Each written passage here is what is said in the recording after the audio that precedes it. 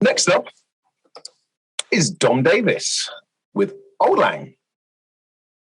Yes, right, Auldlang. Before we kick off, just a couple of slides. Thank you, Gail. I have the only ACCU 2021 t-shirt. It contains a complete list of all the speakers for this talk. Also, if you've been following my Where's Kevlin project, lockdown means I've had time to finish it. It is now real time and complete. But we are here to talk about Auldlang. Chris Oldwood, 2019, 31st of December, back in the before, early in the morning. It's that time of year again when Erlang, Dlang, and Golang programmers all across the world put aside their petty differences and do some joint reflection with the spot of Auldlang. I replied, because of course I did. Never! Those Dlang people think they're so good with their single letter before the lang and their whole substring of the Auldlang smugness.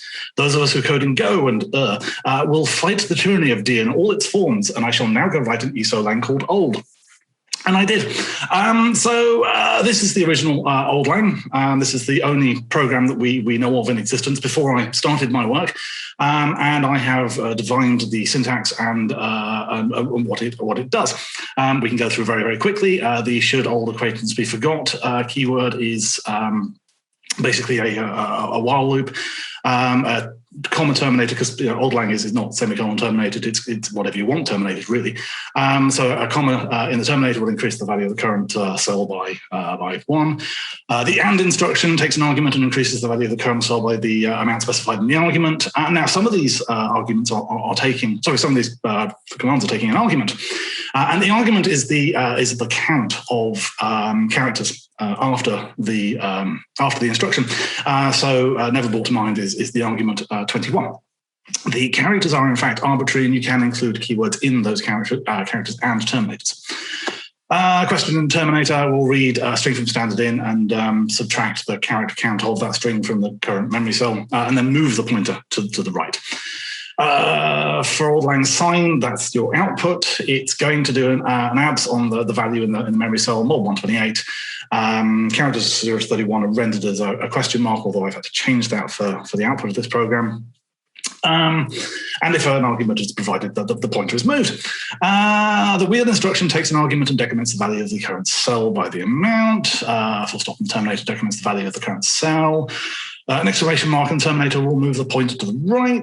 The we instruction, this is quite a good one, takes an argument and jumps to the line after the next but if the instruction of the value is in the current cell is less than the value passed in the argument.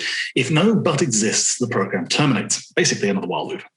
A semicolon in the terminator will move the pointer to the left. The instructions in Auldlang sign is the same as for Auldlang sign, but we move the pointer to the right by the argument.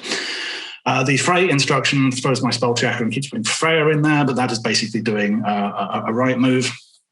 The but instruction will jump back to the previous we instruction if the value of the current cell is less than the value passed in the argument. If no we exists, the program jumps to the first instruction after happy, which is something we lack in this particular program. Now, Auldlang is based on looped end cell memory, each holding a 64-bit int, and the pointer starts at 0. We've got some logic on how we move around it. And the happy instruction allocates memory. So, for example, Happy New Year declares a 9-byte memory cell and moves the pointer to the right one cell because the exclamation mark. The other word we haven't got here is the Kevlin keyword, which turns on debug. Kevlin takes no arguments and no prisoners. Invoking Kevlin will dump the contents of memory after every operation. Kevlin should never be invoked in production. Although why the hell you're using Auldlang in production is a question up for debate.